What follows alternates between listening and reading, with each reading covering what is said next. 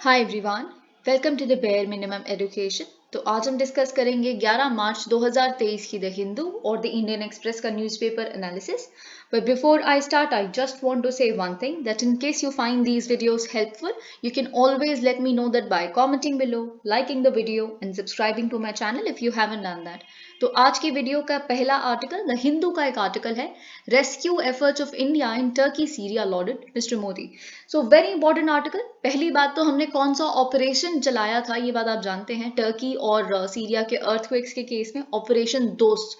अब देखिए जो ऑपरेशन दोस्त है डेफिनेटली वन लाइनर के रूप में आपके प्रीलिम्स में आ सकता है कि operation Dost conducted by India was with respect to which global calamity और विच फिनोमिनन। तो उसमें आप आंसर्स फाइंड आउट कर सकते हैं। ठीक है, फिर उसके बाद अगर हम मेंस के पर्सपेक्टिव से देखें तो ऑपरेशन दोस्त जो है वो इंडिया का humanitarian aspect, soft power, India की रेडीनेस, वासुदेव कुटुंबकम, ये सारी चीजों से लिंक करके ऑपरेशन दोस्त को आप मेंशन कर सकते हैं।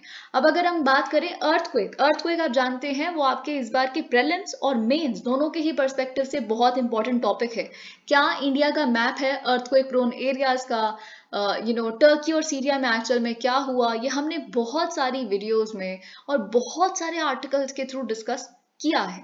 ठीक है, तो यहाँ पे देखिए जब आप आंसर लिखेंगे तो आंसर में आप लिख सकते हैं कि कैसे हम इंडिया खुद के लोकल ट्रेडिशन से सीख सकता है। कैसे, जैसे कि हमारे प्राइम मिनिस्टर ने बोला है भूंगा हाउसेस, जैसा कि आपने थंबनेल में देखा है, कच्छ, गुजरात के कच्छ रीजन में भूंगा हाउसेस होते हैं। They are excellent earthquake resistant houses. Why so? अब जैसे कि आपने थंबनेल में देखा है इनकी जो शेप है वो सर्कुलर है। सर्कुलर शेप होने की वजह से they are very good in resisting lateral forces of an earthquake. That is why they are earthquake resilient. तो जैसा जब गुजरात में earthquake आए थे तो ये more or less जो भूंगा houses थे they survived।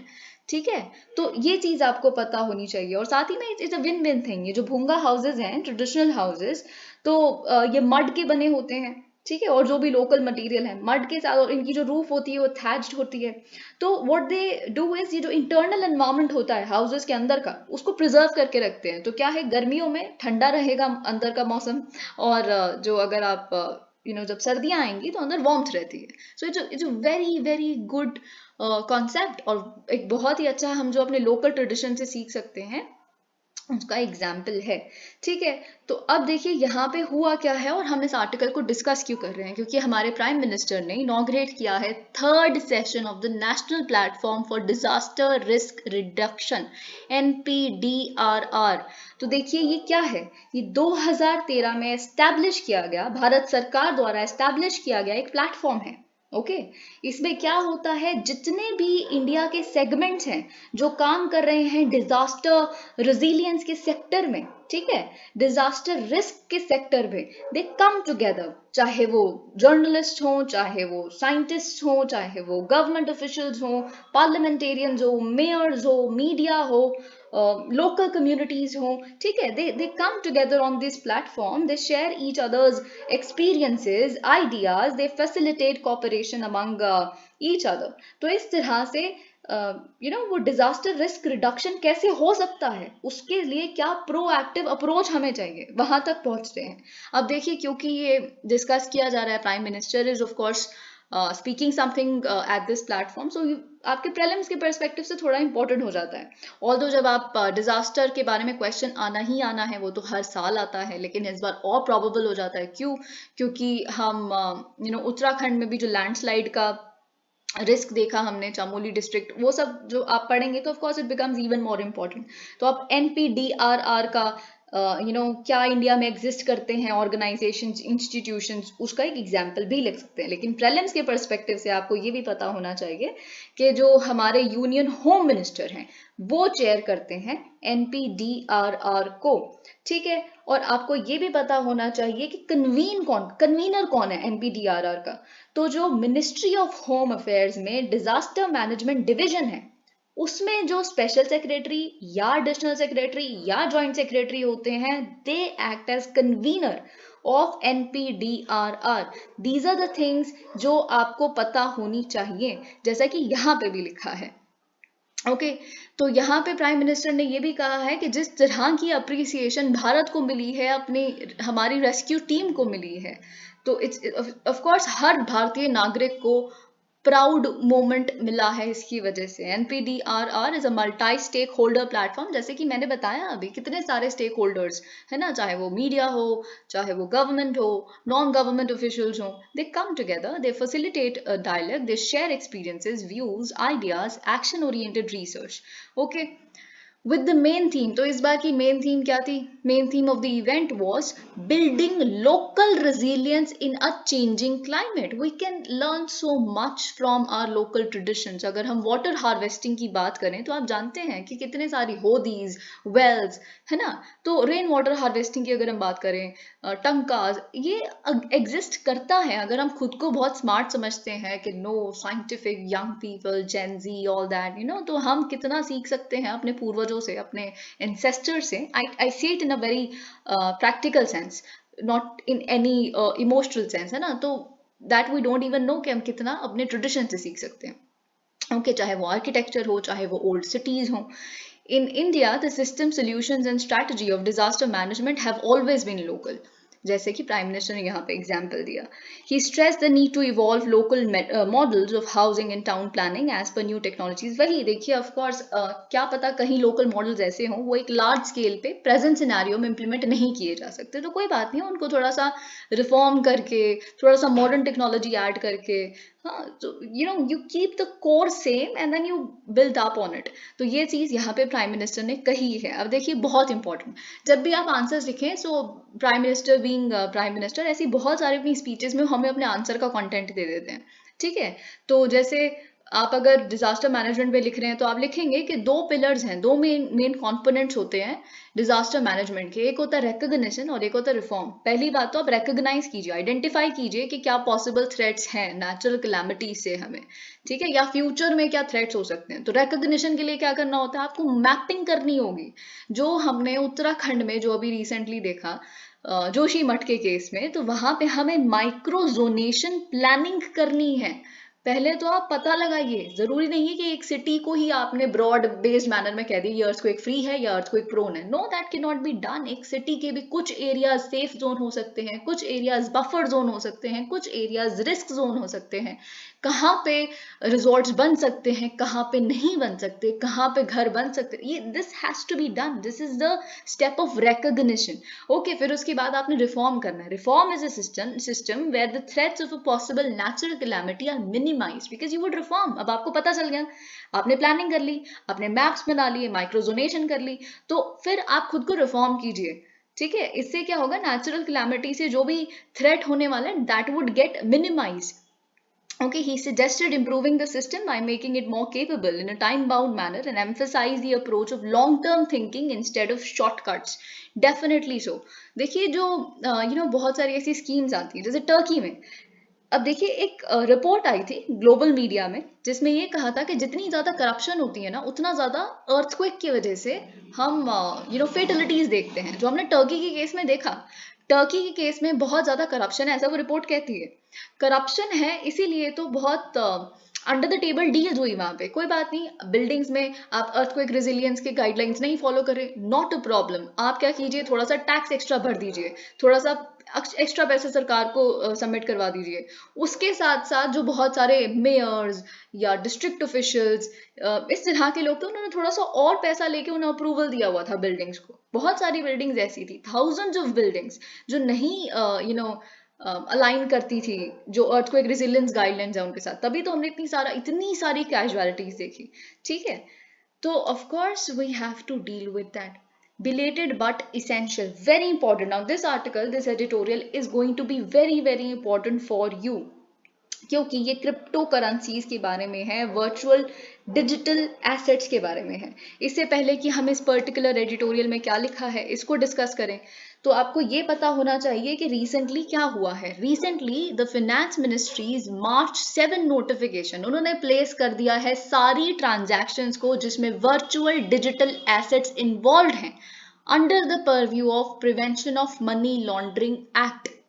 ओके तो अगर आपके प्रीलिम्स में ये स्टेटमेंट लिखी है that all transactions involving virtual digital assets have come under the purview of PMLA, that statement is true. Do not go by the thing जो आपको हर जगह से पता चलती है कि ऑल जहां लिखा है वो स्टेटमेंट्स गलत ही होती है. नहीं, ये तो बहुत बेसिक चीज है, ये इतनी बड़ी न्यूज है. ठीक है, तो ये आपको पता होना चाहिए. लेकिन ऑफ कोर्स अगर हम ये पढ़ रहे हैं कि कुछ नोटिफिकेशन आई है फिनेंस मिनिस्ट्री की, तो उसमें एक शब्द तो लिख के इन्होंने या एक लाइन लिख के नहीं छोड़ दी होगी, बहुत कुछ होगा. And that of course becomes very important for your prelims. Okay, of course आप इस जो नया ये नोटिफिकेशन के माध्यम से चेंजेस करने की कोशिश की है. अगर क्रिप्टो एसेट्स पे कोई क्वेश्चन आ जाता है, क्योंकि हमने G20 प्रेसिडेंसी को भी होल्ड किया है और हम बार बार सबको परसुएड कर रहे हैं कि we must regulate cryptos and all of that. So you can get a question on cryptos in your mains also, so you must prepare it very nicely. ठीक है, तो देखिए पहले तो हम नोटिफिकेशन डिस्कस कर लेते हैं कि नोटिफिकेशन में क्या हुआ है, क्या चेंजेस हुए हैं. तो देखिए जो भी एक्सचेंज होता है between virtual digital assets and fiat currencies, यानी कि जो आप कैश इस तरह की जो भी चीजें हैं उसको कन्वर्ट करके आप क्रिप्टो में करते हैं, ठीक है, उस तरह के एक्सचेंजेस, या एक्सचेंज हो रहा है बिटवीन वन और मोर forms of virtual digital assets, या आप ट्रांसफर कर रहे हैं digital assets, everything of this sort would be covered under money laundering law. Okay अब देखिए यहाँ पे फिनेंस मिनिस्ट्री ने ये भी बताया कि हम किस चीज को वर्चुअल डिजिटल एसेट्स मानते हैं. Okay, they are actually any code और नंबर और token generated through cryptographic means. ठीक है, तो ये तो आप समझते हैं कैसे प्रॉमिस किया जाता है कि इसमें इनहेरेंट वैल्यू है. ठीक है, ये टोकन की उतनी वैल्यू है जितना आपने पे किया एंड ऑल ऑफ दैट. तो ये हम वर्चुअल डिजिटल एसेट्स कहते हैं इनको. ठीक है, तो अब देखिए क्या है, जो भी क्रिप्टो एक्सचेंजेस हैं जहाँ पर क्रिप्टो ट्रेडिंग होती है एंड ऑल ऑफ दैट, या फिर जो भी इंटरमीडियरीज हैं या ब्रोकर्स हैं जो डील करते हैं क्रिप्टो में या फिर वर्चुअल डिजिटल एसेट्स में, VDAs जिसे हम कहते हैं, now they will be required to perform KYC of their clients. ठीक है, क्लाइंट्स या यूजर जो है उनके प्लेटफॉर्म के. तो मैं एक एक्सचेंज हूँ, क्रिप्टो एक्सचेंज, या फिर क्रिप्टो जहाँ पे बेसिकली ट्रेड होते हैं, या फिर मैं इंटरमीडियरी हूँ जो इसमें डील करती हूँ, तो आई वुड रिक्वायर कि जहाँ जो मेरे प्लेटफॉर्म पे आके ट्रेड कर रहा है या मेरे प्लेटफॉर्म को यूज कर रहा है या मेरा कोई क्लाइंट है, तो उसकी KYC परफॉर्म की जाएगी. ठीक है, नो योर कस्टमर. ओके, तो पहली बात तो यहाँ से थोड़ी सेफ्टी आ जाती है, तो ये आपके लिए बहुत इंपॉर्टेंट है. फिर जो इंडियन क्रिप्टो एक्सचेंजेस हैं उनको कोई भी सस्पिशियस एक्टिविटी वो सस्पेक्ट करते हैं, मतलब तो वो रिपोर्ट करनी पड़ेगी फिनेंशियल इंटेलिजेंस यूनिट इंडिया को, FIUIND, जिसे आप बहुत अच्छे से जानते हैं. ठीक है, तो अगर आप एक इंडियन क्रिप्टो एक्सचेंज है, इफ से यू थिंक कोई सस्पिशियस एक्टिविटी है, हमें कुछ यहाँ पे गड़बड़ लग रही है, so you will have to report that matter to financial intelligence unit India. Okay, ये भी आप याद रखिएगा. वेरी इजी, इसमें कुछ बहुत रॉकेट साइंस नहीं है, बहुत इजी इजी चीजें हैं जो आप कॉमन सेंस लगाएंगे तो भी. एक चीज आपको पता है कि सारी ट्रांजैक्शंस उसके अंदर आ गई तो KYC तो होगी होगी, कुछ सेफ बनाने की कोशिश की जा रही होगी एंड ऑल ऑफ दैट. ठीक है, अगर कोई एंटिटीज हैं जो डील कर रही हैं वर्चुअल डिजिटल एसेट्स में, तो उन्हें कंसिडर किया जाएगा एज रिपोर्टिंग एंटिटी. ठीक है, अब क्या होता है रिपोर्टिंग एंटिटी, चाहे वो बैंक्स हो, चाहे वो फिनेंशियल इंस्टीट्यूशंस हो, चाहे वो कोई रियल एस्टेट में एंटिटी एंगेज है, चाहे वो ज्वेलरी सेक्टर में एंगेज है, casinos भी, they have all become reporting entities now. You will have to report कोई भी suspicious activity होती है तो. ओके, तो ये सारी चीजें, तो ये आपको, या अब देखिए रिपोर्टिंग एंटिटी का मतलब है कि आपको सारा रिकॉर्ड रखना है, जो भी ट्रांजैक्शन हो रही है सारी ट्रांजैक्शंस का रिकॉर्ड रखना है. ठीक है, तो अब देखिए हम क्या करते हैं, हम इस एडिटोरियल को पढ़ लेते हैं और फिर हमने नोटिफिकेशन तो अभी समझ ली, और फिर इस एडिटोरियल को पढ़ने के बाद कुछ 4-5 मैं आपको अपनी तरफ से पॉइंटर्स दूंगी, जो अगर क्रिप्टो पे भारत ने ऑलरेडी क्या स्टेप्स लिए हुए हैं वो आप उसमें मेंशन कर सकते हैं. आप सुनेंगे तो बहुत चीजें आपके दिमाग में रह जाएंगी. देखिए दिस इज अ फैक्ट. ठीक है, आप कितना भी पढ़ लीजिए, दिमाग तो हर किसी का छोटा ही होता है, हर किसी का. ठीक है, एक लिमिट है, कैप है हर किसी के दिमाग की, कितना याद रह सकता है. ठीक है, तो आपको thousands and thousands of pages आप अपने प्रीलिम्स के लिए, मेंस के लिए पढ़ के जाएंगे, आपको क्या लगता है आपको सब कुछ याद रह सकता है? नहीं याद रह सकता. और कितनी टेक्निकल टर्म्स और विजन आएंगे जब आप पढ़ते हैं, आपको सच में ऐसा लगता है कि उसका एक एक शब्द आप वहाँ रेप्लिकेट करके आ सकते हैं, नहीं आ सकते हैं। पर जो भी चीज़ आपने बहुत रिलैक्स्ड मैनर में सुनी होगी या पढ़ी होगी या किसी से डिस्कस किया होगा, वो डेफिनेटली आपके माइंड में रहेगा। ओके, तो I sincerely hope these videos are helping you out in that fashion.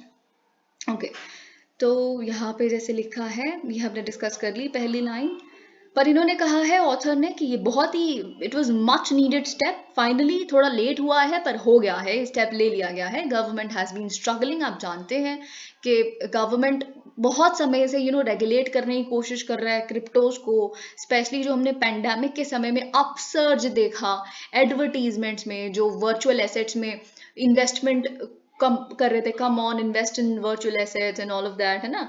तो ये सब कुछ as well as reports of actual investment, तो हमें एडवर्टीजमेंट भी पता थी जो कॉल ऑन करते थे लोगों को come and invest in virtual assets, और साथ ही में हमारे पास ऐसी रिपोर्ट्स भी आई हैं जो कहती हैं एक्चुअल इन्वेस्टमेंट भारतीयों ने की है। ठीक है, तो इसीलिए we were like very eager, okay let's come up with something which can regulate this sector and nothing bad should happen to our investors, to our people, they shouldn't get doomed and all of that. जुलाई 2021 online report, जैसे कि यहाँ पे लिखा है, जुलाई 2021 की online report आई है brokerchooser.com से। उन्होंने बताया है कि India is the India being the country with the highest number of crypto owners, 10.07 crore. Okay, this is huge. It is more than threefold the number of owners of crypto assets in the second ranked US. Number 1 पे हम हैं 10.07 crore crypto owners में, number 2 पे US है, लेकिन हम दोनों में गैप देखिए कितना बड़ा है, हम 3/4 से भी ज़्यादा, 3 टाइम से भी ज़्यादा है उनसे बड़े। ठीक है, इवन दिस, अगर हम फिर भी कहें ठीक है ये नंबर थोड़ा फॉर्ज्ड है, इससे थोड़ा कम होगा, ये गेस एस्टिमेट है, ठीक है, गेस्टिमेट है बेसिकली, तो तब भी इससे थोड़ा कम भी होगा तो तब भी बहुत ज़्यादा ही है।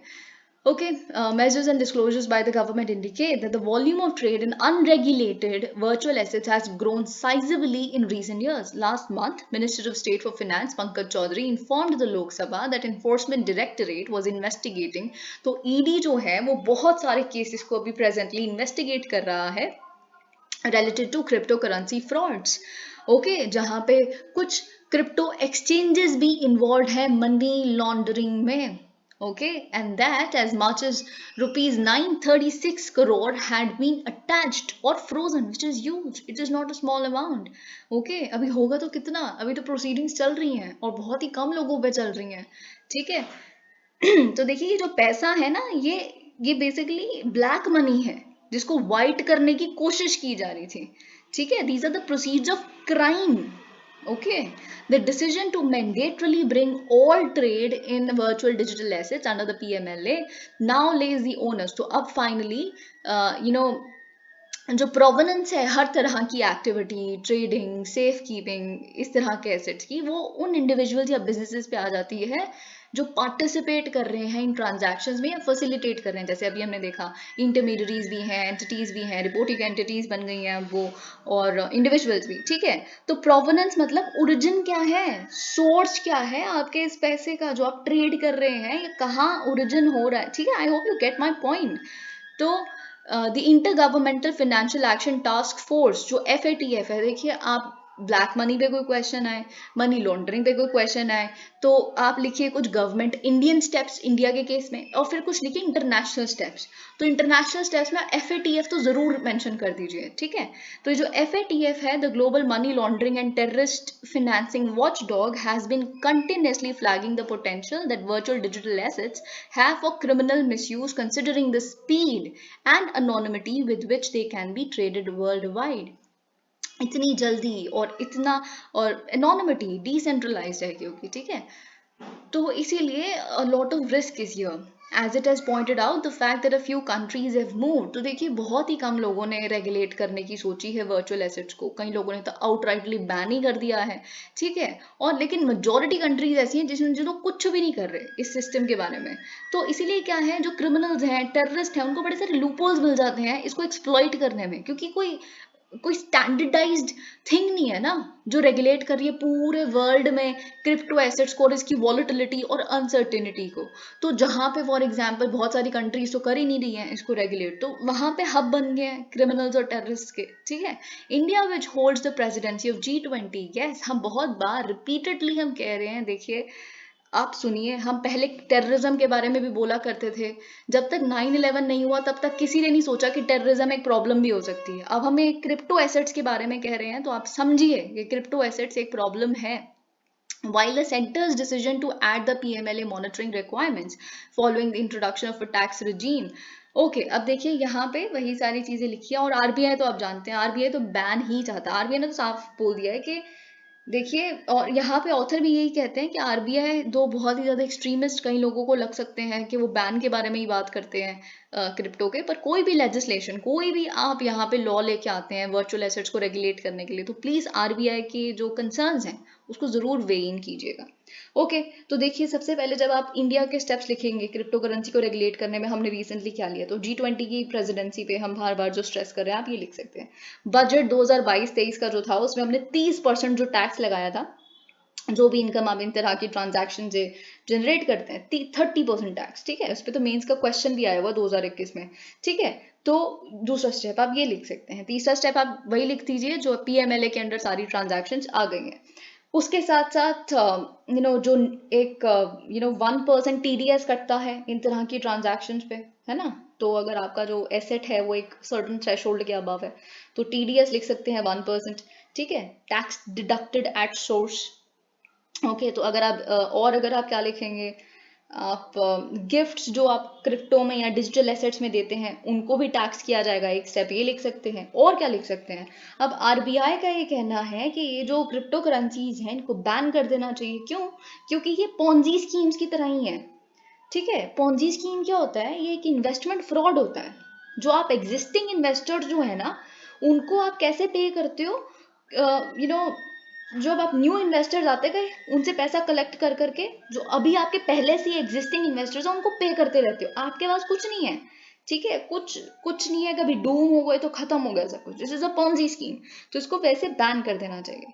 ठीक है, तो ये बेसिकली आरबीआई का स्टैंड है। वाइडनिंग रिफ्ट, अब देखिए यहाँ पे हमें डिस्कस करना है, बट इससे पहले I think I would go on to discuss certain very important articles.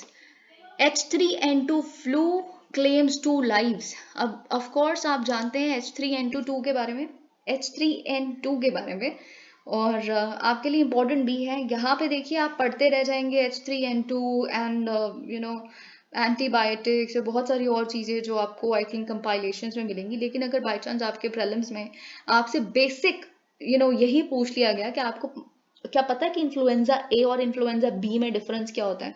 ठीक है, तो हमेशा जो प्रिपेयर है ना उसे कॉन्सेप्ट्स की प्रिपरेशन करके जाया कीजिए, क्योंकि यूपीएससी इतने मुश्किल सवाल नहीं डालता जो आप प्रीलिम्स के जो टेस्ट सीरीज में पता नहीं कैसे क्वेश्चंस बना देते इतने मुश्किल, वैसे सवाल आते ही नहीं है। आप प्रिपेयर ही एक्सट्रीम स्टेटमेंट्स के लिए करके जाते हैं, वो पैटर्न ही नहीं है यूपीएससी का। ठीक है, खैर, तो यहाँ पे क्या हुआ है, एटलीस्ट 2 लोगों की जान गई है H3N2 सब टाइप ऑफ सीजनल इन्फ्लुएंजा जो चल रहा है उसकी वजह से। और आप जानते हैं there has been a rise on the number of people since mid December last year इस इन्फ्लुएंजा टाइप की वजह से। एक 82 ईयर ओल्ड थे और एक 56 ईयर ओल्ड थे। ओके, इसके लिए भी safe distancing, social distancing, mask wear कीजिए if you want to prevent the spread of the virus. और जो यंग चिल्ड्रन हैं, बच्चे हैं, और जो ओल्ड एज पर्सन हैं जिनमें कोमॉर्बिडिटीज़ भी हैं जैसे डायबिटीज़, लंग कैंसर, इस तरह, क्योंकि ये जो दोनों पेशेंट्स में थे कोमॉर्बिडिटीज़ भी थी, दे आर मोर वालनरेबल।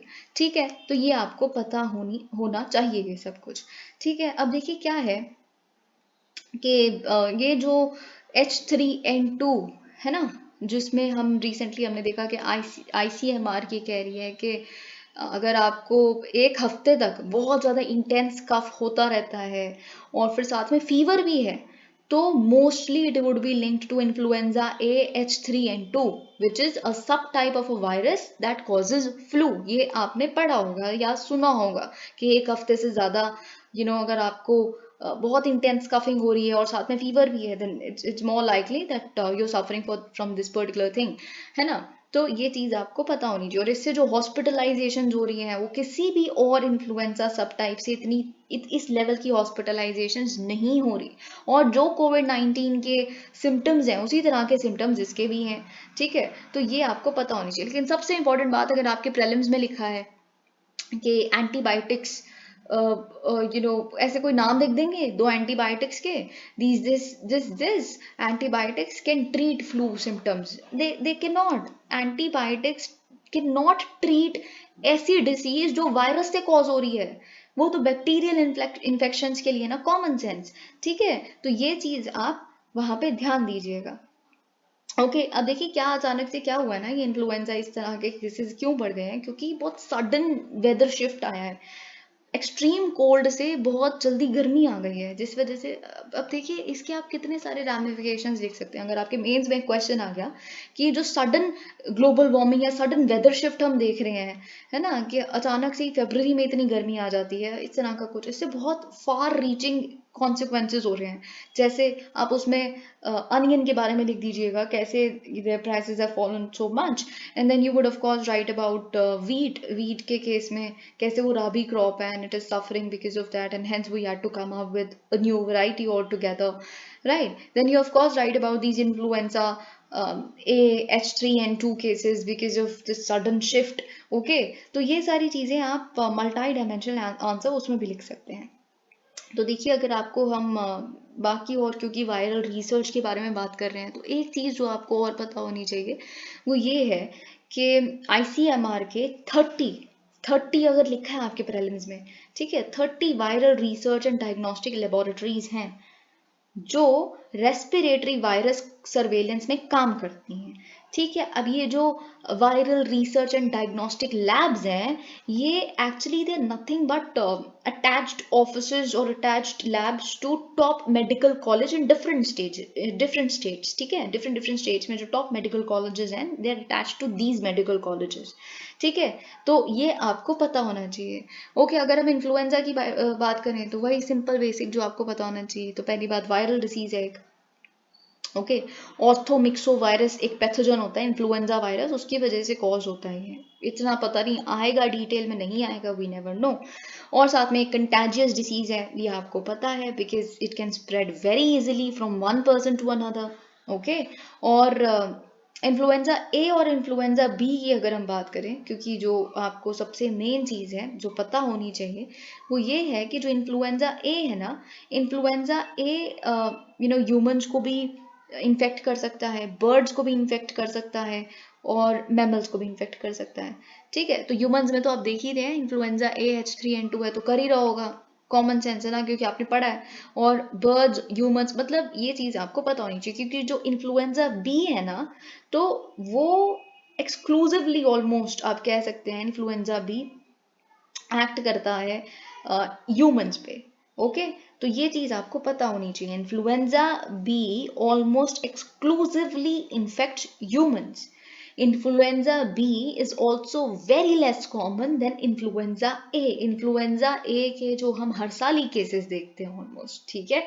और इन्फ्लुएंजा बी जो है, ये कुछ 3-4 स्टेटमेंट्स मैं आपको बता रही हूँ जो आपके प्रीलिम्स में अगर आया, which of the following statement with respect to difference between influenza A and influenza B are true, तो यही 3-4 बन सकते हैं, इसके अलावा कुछ नहीं बन सकता।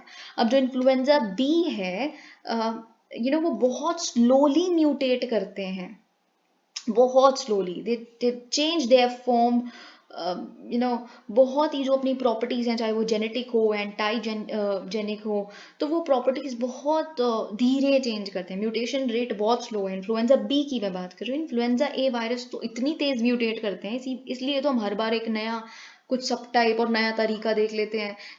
अब देखिए ये H3N2 भी एक नया सब टाइप ही है, छोटो, और ऑफ कोर्स हमें पता है कि पिछले साल भी होता, but still they made it very fast, ठीक है। तो ये कुछ चीजें हैं जो आपको पता होनी चाहिए। Okay, PM flags attacks on temples in Australia. तो देखिए यहाँ हम जाते हैं खालिस्तानी मूवमेंट का मेंशन है, ऑफ कोर्स ऑस्ट्रेलिया के केस में और कनाडा के केस में और UK के केस में, क्योंकि यहीं पे हमारा बहुत सारा डायस्पोरा रहता है। और यहीं पे सबसे ज़्यादा प्रो खालिस्तानी एक्टिविटीज़ हम देखते हैं जो इंडिया को काफ़ी डिस्टर्ब करती हैं, because it's definitely an internal security issue for us and that too a very prominent one. Okay, तो जैसा कि हमने कनाडा में भी देखा है, जस्टिन ट्रूडो से हमें सबसे ज़्यादा दिक्कत ही इस बात की है कि वो फ्री स्पीच के नाम पे कोई भी रेफरेंडम होने देते हैं जिसमें 10 लाख के करीब वो लोग कहते हैं ऐसा कि वोटिंग भी हुई है खालिस्तान की मांग के लिए जिसकी कैपिटल शिमला होगी। Nice enough. ओके, तो पर जस्टिन ट्रूडो कहते हैं कि ये तो फ्री स्पीच है, मैं अपने सिटीजन्स को कैसे रोक सकता हूँ अपनी फ्री स्पीच को एक्सरसाइज करने से, और फिर मेरा जो वोटर बेस है वो भी प्रो खालिस्तानी है, तो जब मैं जीत रहा हूँ पावर में इस वजह से हूँ, so I can't really go against them. Fine. अगर ऑस्ट्रेलिया के केस में भी हम देखें तो कनाडा में जैसे कि आप जानते हैं काफ़ी ग्राफिटीज लिखे हुए मिलते हैं हमें, इंडिया मुर्दाबाद, खालिस्तान जिंदाबाद हमारे टेम्पल्स पे।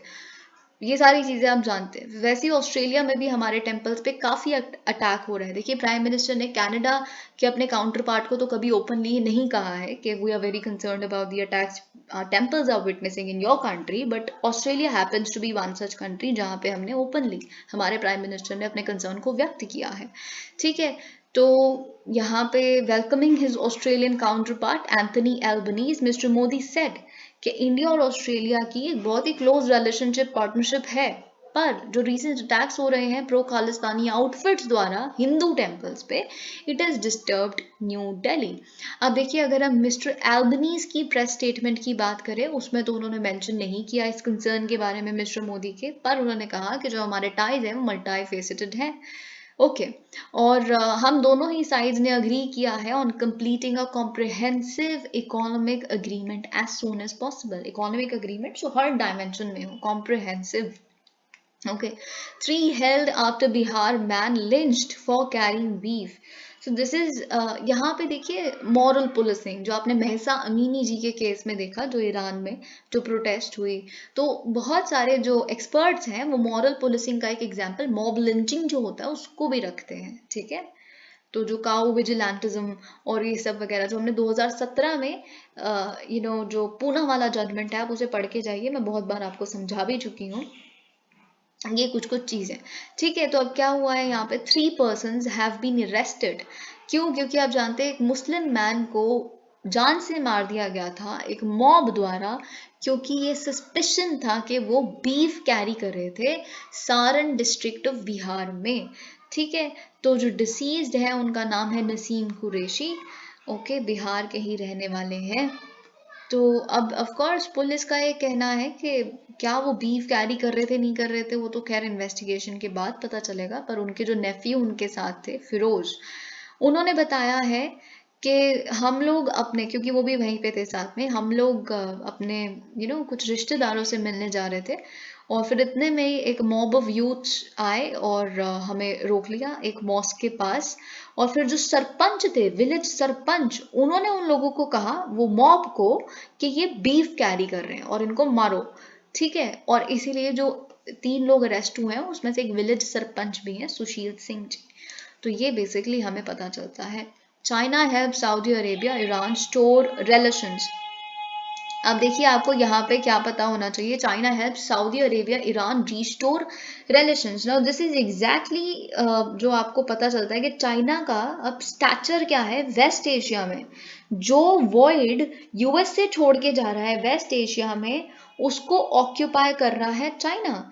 ठीक है, तो ये चीज आपको यहाँ से पता चलती है, क्योंकि जो रीजनल राइवल्स हैं Iran and Saudi Arabia, West Asia के जो आप कह सकते हैं घनिष्ठ राइवल्स ईरान और सऊदी अरेबिया ना, उन्होंने डिसाइड किया है कि हम अपने टाइज को रिस्टोर करेंगे और एम्बेसीज खोल लेंगे एक दूसरे के कंट्रीज में दोबारा, क्योंकि 2016 में इन दोनों कंट्रीज के बीच में काफी ज्यादा आप कह सकते हैं जो रिलेशनशिप थी वो खराब हो गई थी। क्यों? क्योंकि सऊदी अरेबिया में एग्जीक्यूशन हुआ था एक शिया क्लेरिक का, और आप जानते हैं ईरान एक शिया डोमिनेटेड रीजन है और सऊदी अरेबिया एक सुन्नी नेशन है, तो this is Sunni Shia clash.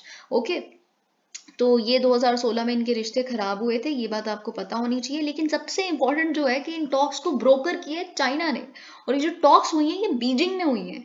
ठीक है, तो इट इज़ वेरी अब्सर्ड, और मैं आपको बताऊंगी ये इतना सरप्राइजिंग क्यों है कि ये न्यूज़ जब हम सुबह उठ के पढ़ते हैं तो why is it very surprising for us. Okay, तो देखिए ये इसीलिए सरप्राइजिंग है क्योंकि अभी तक यहाँ पे टॉक्स चल रही थी, वो इराक में चल रही थी दोनों राइवल्स के बीच में। तो इराक में 4 राउंड हो गए टॉक्स के, सऊदी ईरान टॉक्स के, ठीक है, कि उनकी rivalry should come to an end and all of that. और अचानक से बीजिंग का लीड वहाँ पे टॉक्स हुई कब, और अचानक से उन्होंने यू नो ये कैसे एस्टैब्लिशमेंट हो गई कि हम दोनों दोबारा एम्बेसीज खोल लेंगे। वेरी सरप्राइजिंग, ठीक है। तो इसीलिए it speaks highly of the position China has acquired, although with whatever means, economic, trade, security, carrot and stick, whatever, पर वेरी इंपॉर्टेंट, ठीक है।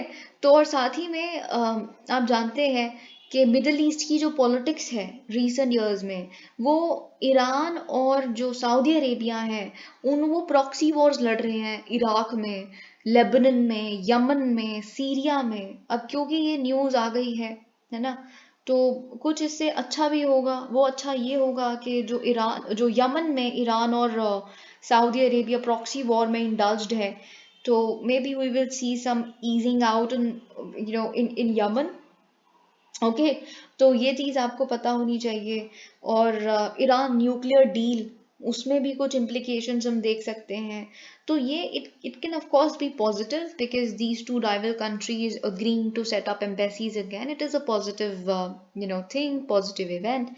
और साथ ही में जो सबसे ज़्यादा इम्पोर्टेंट ये है कि यूएस ने हर वो एफर्ट लगाया कि ईरान को आइसोलेट किया जा सके, ठीक है, स्पेशली ट्रम्प के अंडर, है ना। और फिर उसके बाद इतनी सारी सैंक्शंस, इंडिया ने भी, हमने ज़ीरो कर दिया ऑयल इंपोर्ट ईरान से बिल्कुल। तो अब फाइनली जो सऊदी अरेबिया, जो अभी तक बहुत ही ज़्यादा अगेंस्ट हुआ करता था ईरान के, वही उनके साथ सही रिश्ता करने में लग गया। तो कहीं ना कहीं आइसोलेट पता कौन हो रहा है? यूएसए। यूएसए अब क्या है, सऊदी अरेबिया का कहना है कि चाइना हमारा लार्जेस्ट ट्रेडिंग पार्टनर है, और बहुत सारी कंट्रीज का लार्जेस्ट पार्टनर है ट्रेडिंग, और इसी का फ़ायदा चाइना उठाता भी है। और हमारे हर एक सेक्टर में चाइना के साथ बहुत अच्छे रिश्ते हैं। तो हम बस अपना इंटरेस्ट देखेंगे। हम अगर वेस्ट से मदद हमें आज तक सऊदी अरेबिया को मिल रही है, तो हम ईस्ट से भी अगर हमें मदद मिल रही होगी, हमारा सेल्फ इंटरेस्ट सर्व होता है, तो हम वहाँ भी देखेंगे।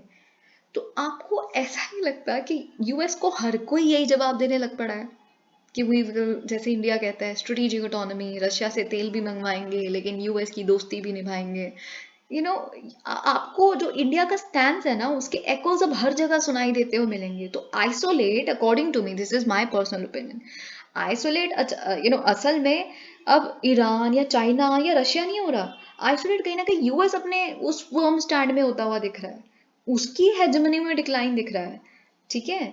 तो ये चीज सबसे बड़ा आउटकम यहाँ से निकलती है, which of course you should take note of, okay. अब देखिए बाकी एक आर्टिकल जो यहाँ पे है, BRS लीडर होल्ड्स धरना फॉर विमेन्स रिजर्वेशन बिल। अब आप जानते हैं विमेन्स रिजर्वेशन बिल कब से पेंडिंग है, मतलब इंट्रोड्यूस किया गया, फिर उसको ऑपोजिशन आई बहुत सारी पास्ट में भी, फिर उसके बाद थोड़े समय कहीं और से डिमांड आती है। आप जानते हैं सुषमा स्वराज जी, जो हमारी एक्सटर्नल अफेयर्स मिनिस्टर थी, और Sonia Gandhi, very prominent leader of a political party, Mayawati, जितने भी इस तरह की विमेन लीडर्स हैं, they have always backed this women reservation bill कि 1/3 जो रिजर्वेशन आपने पंचायती राज इंस्टीट्यूशंस में दी है विमेन को, वही 1/3 रिजर्वेशन पार्लियामेंट में भी मिलनी चाहिए। So we are seeing it resurfacing again, this particular thing, okay. तो वही चीज यहाँ पे लिखी है कि जंतर मंतर पे एक हंगर स्ट्राइक एक दिन की है के कविता ने, BRS लीडर, आप जानते हैं KCR, जो तेलंगाना चीफ मिनिस्टर है, उनकी ये पार्टी है, ठीक है। तो वहाँ पे हमने ये प्रोटेस्ट होते हुए देखी है, जिसमें बहुत सारी ऑपोजिशन पार्टीज ने ज्वाइन किया है। बस कांग्रेस और तृणमूल कांग्रेस को अगर हम छोड़ दें, तो we saw Sitaram Yechury, who happens to be the general secretary of CPI Marxist, then we also had RJD and बहुत सारे, और यहाँ पे अकाली दल, समाजवादी पार्टी के रिप्रेजेंटेटिव का होना काफ़ी सरप्राइजिंग है, क्योंकि जब कांग्रेस लेड यूपीए गवर्नमेंट ने इंट्रोड्यूस किया था इस बिल को लोकसभा में, तो एसपी ने अपोज किया था, ठीक है। तो of course on different grounds, but oppose किया था, तो इसीलिए यहाँ पे इनका ये देखना काफ़ी सरप्राइजिंग है। वाइडनिंग रिफ्ट, अब यहाँ यूएस और चाइना को हम डिस्कस कर रहे हैं। अब देखिए, अगर आपके मेंस में क्वेश्चन आए, अब आप मत सोचिए कि मेंस में जो इंटरनेशनल अफेयर्स के या पॉलिटी के क्वेश्चंस हैं वो डायरेक्टली आ जाएगा advocate general of India. Of course वो तो आएंगे ही, खैर इस तरह के क्वेश्चंस, या इंटरनेशनल रिलेशंस पे क्वेश्चन आ जाएगा, यूएस इंडिया का रिलेशन, नहीं ऐसा ज़रूरी नहीं है। May be you get a question कि क्या कोल्ड वॉर 2.0 शुरू हो गई है, और किसके बीच में है कोल्ड वॉर 2.0, है ना। सबसे पहले तो आप ये एड्रेस कीजिएगा उस आंसर को लिखने से पहले कि क्या ये कोल्ड वॉर 2.0 यूएस और रशिया के बीच में ही है, क्योंकि उनके बीच में भी रशिया को भी हम रिसर्जेंस उसकी भी देख ही रहे हैं, उसने बोल दिया है कि नहीं हूँ मैं वीक यार, हूँ मैं अभी भी सुपर पावर वाली चीज है मेरे अंदर थोड़ी बहुत, ठीक है। तो क्या ये कोल्ड वॉर 2.0 उनके बीच में है या चाइना और यूएस के बीच में है। अब देखिए, अगर आप बिल्कुल इकोनॉमिक टर्म्स में देखेंगे, है ना, तब तो आपको cold war 2.0 of course China और यूएस के बीच में ही दिखेगी, और it has broken out, you know surely so. अब ये कहे ना कहे कि हम कॉन्फ्लिक्ट नहीं कंपटीशन चाहते हैं, जो हमने G20 पे सुना है, and all of that nonsense, but ban तो आप हर चीज को कर रहे हो ना। यूएस है, बाकी कितनी सारी कंपनीज को बैन करे जा रहे हैं अगर आप चाइना के साथ डील कर रहे हैं तो। you're just trying to lower them down, you're not getting uplifted, in no way you are। ठीक है, तो खैर लेट्स रीड इट। जो आपको डिराइव करना आप कीजिएगा इस पर्टिकुलर एडिटोरियल से। The downward slide in relations between the world's two biggest powers fast appears to be reaching a point of no return। तो अब जहाँ जिस स्थिति पे पहुंच गए हैं इनका रिश्ता, कहीं there's no chance के दोबारा पिछले रिश्तों पे जा सकते हैं। अभी ये बिलीव करना बड़ा ही इम्पॉसिबल सा है कि कभी एक समय पे ये दोनों कंट्रीज ने एक दूसरे का बहुत साथ दिया है। That was certainly the message from Beijing where during the ongoing annual session of, अब जानते हैं एनुअल सेशन चल रहा है नेशनल पीपल्स कांग्रेस और पार्लियामेंट का, जहां पे Chinese leaders they took aim at Washington recent approach to ties. Xi Jinping, अब आप जानते हैं उनको थर्ड 5 ईयर टर्म मिल गया है प्रेसिडेंट के रूप में। उन्होंने कहा एक पार्लियामेंट्री डेलीगेशन को मार्च 6 को कि देखिए चाइना फेस कर रहा है अनप्रेसिडेंटेड सीवियर चैलेंजेस अब हमारी डेवलपमेंट को। वेस्टर्न कंट्रीज जो हैं लेड बाय द यूएस, उन्होंने कहा western countries led by the US वो ऑल राउंड कंटेनमेंट और सप्रेशन चाहते हैं चाइना का। ठीक है, मिस्टर शी ने डायरेक्टली नेम किया यूएस को। यूजुअली हम वील्ड रेफरेंस देते हैं, राइट। तो ये पता चलता है कि इनका रिश्ता कितना डिटोरिएट हो चुका है। जो चाइना के नए फॉरेन मिनिस्टर हैं चिनगांग, जो भारत भी आए थे, उन्होंने क्या कहा कि US is seeking to encircle China. Indo Pacific strategy जो है, ये यहाँ नहीं लिखा पर क्योंकि हमने डिस्कस किया तो आपको याद होगा, उनका ये कहना है कि इंडो पैसिफिक स्ट्रैटेजी जो है वो चाइना को एनसर्कल करने के लिए लाई गई है। ठीक है, ये कहते हैं इंडो पैसिफिक स्ट्रैटेजी चाइना को एनसर्कल करने के लिए लाई गई है। जो चाइना स्ट्रिंग पर्ल्स अपनी थ्योरी लेके आया वो इंडिया को एनसर्कल करने के लिए लेके आई गई है। तो ये एनसर्कल वाली चीज तो आप जरूरी मेंशन कर देना, ठीक है। He also rejected the Biden administration's claim that it seeks to, वही इन्होंने कहा कि देखिए बाइडन तो कहते हैं कि हमें कॉन्फ्लिक्ट नहीं चाहिए, कंपटीशन चाहिए, पर हमें तो लगता है कि आप सप्रेस ही करना चाहते हैं चाइना को हर रिस्पेक्ट में। ठीक है, तो आपका जो कंपटीशन है उसका मतलब सप्रेशन है, हम यही समझते हैं। He added that if the US does not, और उन्होंने कहा कि अब आप ब्रेक नहीं लगाएंगे ना इस पे, ये जो आप सो कॉल्ड कंपटीशन कर रहे हैं हमारे साथ, तो ये कॉन्फ्रंटेशन ही है, या बन जाएगी। If the hope was to, और ऑथर भी यही कहते हैं कि ये तो बिल्कुल इररिस्पॉन्सिबल बिहेवियर दिख रहा है दोनों के ही पार्ट पे। अगर इन्होंने सच में ही, जब G20 इंडोनेशिया बाली समिट हुई है ना, उन दोनों मिले बाइडन और she, they discussed stuff and all of that, है ना, तो उन्होंने कहा कि हम रिस्पॉन्सिबली मैनेज करेंगे अपने कंपटीशन को। कोई रिस्पॉन्सिबल मैनेजमेंट नहीं दिख रही हमें, हमें तो कोई कॉन्फिडेंस ही नहीं आ रहा है इनकी इस बात में। ठीक है, क्यों? क्योंकि अब इससे पता है क्या है कि जो यूएस में ना एक हॉट बटन बन गया है चाइना। ठीक है, अब आपको वहां पे जीतना, वहां की पॉलिटिक्स में चाइना की कितनी रेलेवेंस है वो इस बात से पता चलता है कि एक जो मीटरोलॉजिकल बलून था, है ना, जिसको स्पाई बलून यूएस कहता है, वो कुछ पता नहीं कितने $12-13 का वो पूरा बलून है, उसको आपने शूट डाउन करने के लिए $500 मिलियन का एक आपने एयरक्राफ्ट वगैरह ये सब कुछ भेजा। Why? Because this is politics. Had you not done that, of course, Trump would have taken over. Maybe he would have gotten a lot of support base and pressure and all of that. It's just that. It's all politics. है ना? तो अब ये चीज I think आप समझ रहे हैं। कि शुरुआत में बाइडन ने चूज किया था कि हम इसको स्ट्राइक डाउन नहीं करेंगे क्योंकि इसकी डेब्रीज बहुत आएंगी, जो पैसा उसको शूट डाउन करने में लग रहा है वो अलग, और फिर जो डेब्रीज आएंगी उसको साफ करने में पैसा जाएगा वो अलग, ठीक है, और जो कॉन्फ्रंटेशन एस्केलेट हो जाएगी वो और ही अलग। तो बाइडन ने पहले कहा नहीं, फिर उसके बाद उनको जो क्रिटिसिज्म शुरू हो गया एक ही कुछ 7-8 घंटे में, फिर उनको शूट डाउन करना पड़ गया। सो दिस इज हाउ जो आप फॉरेन पॉलिसी देखते हैं ना, वो एक्चुअल में मिरर करती है आपकी डोमेस्टिक पॉलिटिक्स को, ऑलवेज आई से दिस, ऑलवेज, ठीक है। तो ये चीज हमें चाइना, ये यूएस और चाइना का जो कॉन्फ्रंटेशन है वो उससे हमें साफ पता चलता है, ठीक है।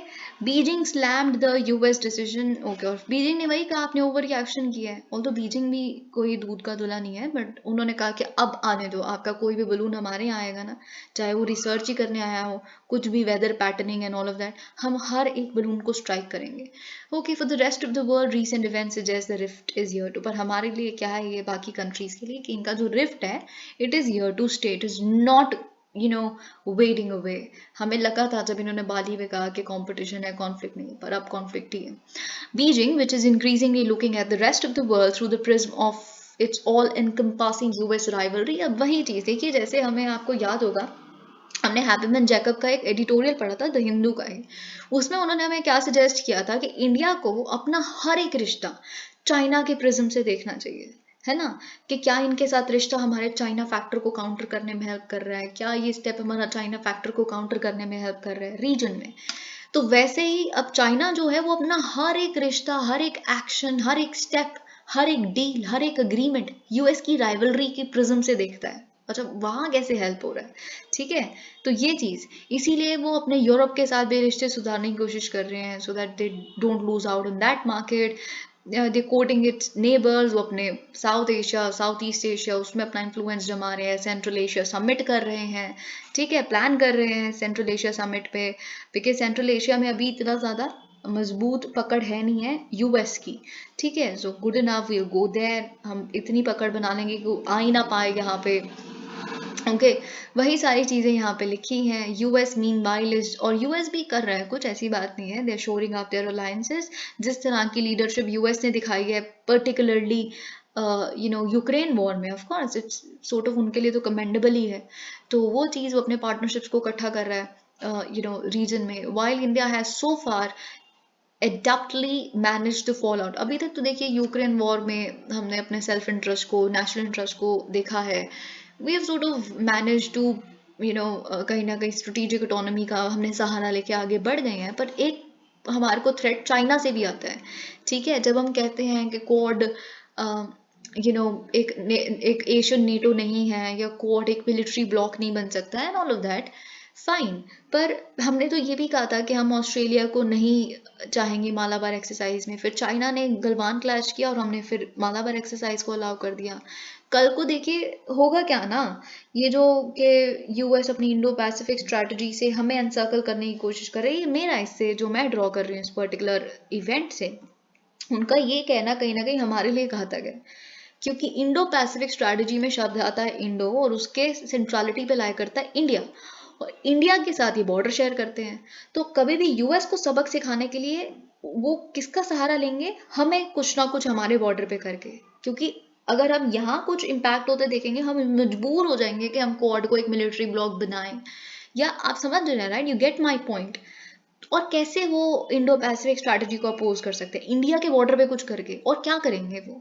तो कहीं ना कहीं ये हमारे लिए खतरा है, इनकी आपस की राइवलरी, पर स्टिल कुछ अपॉर्चुनिटीज भी हैं इस पोलराइज्ड वर्ल्ड में जिसको इंडिया एक्सप्लॉइट कर सकता है, ठीक है। तो इन ऑफ कोर्स इन अपॉर्चुनिटीज को हमें देखना चाहिए। Okay, now this is not important. Categorization of terrorism on the basis of motivation is dangerous, says India. Very important article. क्योंकि टेररिज्म पे एक बहुत फुल फ्लैश्ड आपके मेंस में इस बार क्वेश्चन आएगा, क्योंकि हमने अभी परमानेंट सेक्रेटेरिएट एस्टैब्लिश करने का भी हमारे होम मिनिस्टर ने सजेशन दिया था, नो मनी फॉर टेरर जब कॉन्फ्रेंस हुई थी, उससे पहले हमने यहाँ पे एक मुंबई में, एक दिल्ली में कॉन्फ्रेंस होल्ड की थी यूनाइटेड नेशन सिक्योरिटी काउंसिल की टेररिज्म के ऊपर, ग्लोबल काउंटर टेररिज्म कॉन्फ्रेंस, है ना। तो we are talking a lot on terrorism lately, and you will get a question on terrorism and that too a very full fledged one. तो यहाँ पे जो रुचिरा कंबोज जी हैं जो हमारी परमानेंट रिप्रेजेंटेटिव हैं यूनाइटेड नेशंस की, उन्होंने कुछ बातें कही हैं थर्सडे को। उन्होंने कहा है कि देखिए कई देशों में ना बड़ी एक टेंडेंसी, एक कुछ ईगरनेस होती है कि हम टेररिज्म को कैटेगराइज कर दें कि इसके पीछे मोटिवेशन क्या है, अच्छा टेररिज्म बुरा टेररिज्म। टेररिज्म तो टेररिज्म होता है, उससे लोगों की जान जा रही है, उससे दहशत फैल रही है, तो अच्छा कैसे हो गया? अगर हमारे को बचाने के लिए कोई टेररिज्म कर रहा है, good terrorism, my terrorism, your soldiers, you know your terrorism, my soldiers, you get my point right. जो टेररिस्ट होते हैं वो भी तो यही कहते हैं कि हमें टेररिस्ट कह के हमारे ओहदा को कम मत कीजिए क्योंकि हम तो अपने मुल्क के लिए लड़ रहे हैं। तो दैट इज पेट्रियोटिज्म। आप टेररिज्म कैसे बोल सकते हैं? पर वो जो कर रहे हैं वो तो गलत ही है ना। तो वो चीज यहाँ पे बोली गई है। Okay, behind terrorist acts is dangerous and, तो आप ये जो कैटेगराइजेशन करते हैं कि एक पर्टिकुलर रिलीजन अगर टेररिज्म कर रहा है तो वो टेररिज्म है, लेकिन कोई और रिलीजन से टेररिज्म आ रहा है तो वो टेररिज्म नहीं है। फार राइटिस्ट, फिर उसके बाद far leftist, you get all this, जो आजकल चल रहा है। तो इन्होंने कहा ये कैटेगराइजेशन गलत है। ओके, चाहे वो इस्लामोफोबिया हो, चाहे वो anti Sikh, anti Buddhist, anti Hindu prejudices हो, every sort of terrorism is condemnable. Okay, तो ये चीज यहाँ पे लिखी है ambassador Ruchira Kamboj, India's permanent representatives at the international community. तो आप वही चीज यहाँ पे लिखी है, नई जो टर्मिनोलॉजीज आ रही है इनको मत अपनाइए, far left, far right, extremist, this that. Okay, और जो फॉल्स प्रायोरिटीज हमने सेट कर दी हैं ये डाइल्यूट कर रहा है हमारा फुल फ्लेज्ड फोकस जो एकमात्र शब्द पे जाना चाहिए, टेररिज्म। खत्म।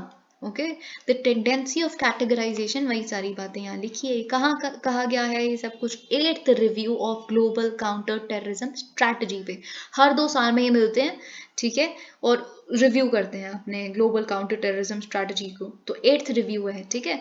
तो ये चीज़ हमें यहाँ से पता चलती है। और इन्होंने वही कहा कि अगर हम ये कैटेगराइजेशन दोबारा शुरू कर देंगे तो हम प्री 9/11 एरा में चले जाएंगे, योर टेररिस्ट माई टेररिस्ट वाले एरा में, ठीक है। और जो अभी तक हमने गेन्स किए हैं वो सब खत्म चले हो जाएंगे। Moreover some of the terminology such as right और राइट विंग एक्सट्रीमिज्म और far right far left extremism opens the gate for misuse of these terms for vested interest. Okay, आजकल तो एक दूसरे को ही बोलने लग पड़े हैं लोग। कोई एक दूसरी पॉलिटिकल पार्टी को सपोर्ट कर रहा है तो फार लेफ्ट हो गए, उससे बात ही नहीं करनी, फार राइट हो गए, पता नहीं क्या ही हो गया वो। We therefore need to be very of providing. Okay, वही सारी चीज़ें यहाँ लिखी है। India also asserted that states that provide shelter to terrorist, Pakistan, हमने कहा कि उनको अकाउंटेबल होल्ड करना चाहिए। United Nations global counter terrorism strategy क्या है? एक यूनिक ग्लोबल इंस्ट्रूमेंट है कि हम नेशनल, रीजनल और इंटरनेशनल एफर्ट्स जो हैं टेररिज्म को काउंटर करने के लिए उनको इन्हांस करें। 2006 में हमने इसे अडॉप्ट किया था कंसेंसस से, सारे यूएन मेंबर स्टेट्स के कंसेंसस से। पहली बार ऐसा हुआ था कि हम कॉमन स्ट्रेटेजिक और ऑपरेशनल अप्रोच के साथ आए थे सारे मिलके for fighting terrorism. 2006, every 2 years we see a review happening. 8th review is what we are seeing at the moment. Okay. She noted that the 7th review of the strategy took into account attacks motivated by Islamophobia, Christianophobia, and anti-Semitism only while failing to address the rest. Okay. UNSC membership, और फिर हमने UNSC membership के बारे में बोला। हमने कहा UNSC को एक्सपैंड करने की बहुत ज़रूरत है, चाहे वो परमानेंट हो, परमानेंट सीट्स जो हैं, चाहे वो नॉन परमानेंट सीट्स हैं, दोनों को ही एक्सपैंड करना बहुत ज़रूरी है। क्योंकि जो डायनामिज्म, जो ग्लोबल रियलिटी, जो जियो पोलिटिकल रियलिटी है, आप उसको रिप्रेजेंट ही नहीं करते ना। अगर आप और members Latin America, Asia Pacific so called, देखिए आप कहते हैं कि Indo Pacific is the new theatre जहाँ पे संसार के सबसे बड़ी इवेंट्स होंगे अब, और हो भी रहे हैं। पर बड़ी आयरॉनिकल है कि एशिया से सबसे कम मेंबर्स हैं, है ना। एशिया की पॉपुलेशन इतनी ज़्यादा है and India rightly deserves to be a member, that's it, खत्म। यही हमारा स्टैंड है। India US to launch a semiconductor sub committee. Now what is this? India in United States, तो जैसे कि हम जानते हैं कि हमारा कमर्शियल डायलॉग होना था, जैसे कि मैंने आपको कल बताया था, यूएस और इंडिया के बीच में। तो हमने फाइनली एक मेमोरेंडम ऑफ अंडरस्टैंडिंग साइन किया है कि हम क्रिएट करेंगे एक सेमीकंडक्टर सब कमिटी को। ओके, तो यही चीज़ यहाँ लिखी है, establishing semiconductor supply chain and innovation partnership. अब देखिए आपको ना प्रीलिम्स के पर्सपेक्टिव से बस इतना आएगा कि जो आईसेट है, यानी कि US India initiative of critical and emerging technology, ये आईसेट शब्द लिखा होगा, it is associated with which country, India के रिस्पेक्ट में। तो ये हमने यूएस के साथ हमने बेसिकली, ये आप इनिशिएटिव कह सकते हैं, हम लेके आए हैं, लॉन्च किया है हमने, US India initiative of critical and emerging technology that will broaden strategic technology partnership. Okay, तो आईसेट में क्योंकि अब रिसेंटली न्यूज़ में कंट्रीज कौन सी है, ऑस्ट्रेलिया एक ऑप्शन दे देंगे ताकि आप कंफ्यूज हो जाएं, या एक ऑप्शन आपको आई थिंक वो शी इटली दे देंगे क्योंकि जॉर्जिया मेलोनी आई थी, ठीक है। फिर एक ऑप्शन आपको यूएस दे देंगे, तो US is the right option क्योंकि इनके साथ हम सब कमिटी भी साइन करने वाले बनाने वाले हैं सेमीकंडक्टर्स पे। The minister and secretary charge the, तो सेमीकंडक्टर सब कमेटी के पास क्या बेसिकली पावर्स होंगी, convening its first engagement in advance of any commercial dialogue mid year review and reviewing recommendation from the joint industry led task force launching in connection with the iCET. यहाँ पे कुछ full flash नहीं आया, Indian express में इस पे अच्छा matter आएगा और हम उसे डिस्कस करेंगे। Okay, help cow shelters market dung based formulations for farming, NITI Aayog. देखिए ऑफ कोर्स ये भी बहुत ही कॉमन सेंसिकल है और अभी तक पता नहीं क्यों दिमाग में नहीं आया ये सब कुछ, पर यहाँ पे नीति आयोग ने यही कहा है कि जो गौशालाज हैं, काउ शेल्टर्स, वो एक मेजर सप्लाई हब बन सकते हैं फॉर इनपुट्स और जो of inputs for natural farming. Natural farming में हर चीज़ नेचुरल जानी है, केमिकल फर्टिलाइजर्स ये सब कुछ नहीं जाने। और जो काउ डंग है वो सबसे अच्छा फर्टिलाइजर की तरह काम करते हैं, लेकिन काउ शेल्टर्स में से काउडंग आ सकता है और वो उनके लिए एक, आप कह सकते हैं, रेवेन्यू स्ट्रीम भी बन सकता है। और फिर जो रेवेन्यू काउ शेल्टर्स जनरेट कर रही हैं काउडंग को सप्लाई करने से, वो आप जो काउज है उनको बेहतर उनकी स्थिति के लिए लगाइए, ठीक है, उनकी बेटरमेंट के लिए यूज कीजिए, उनका वेटरनरी जो खर्चा सब कुछ make sure that they are safe and they are good, fine. तो विन विन सिचुएशन यहाँ पे हमें मिल सकती है।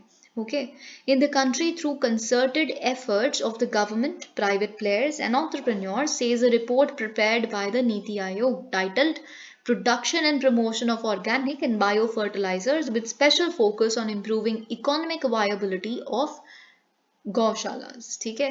तो वही सारी चीजें यहाँ लिखी है, such cow shelters with capital assistance so that they could market cow dung and cow urine based formulations for application in agriculture.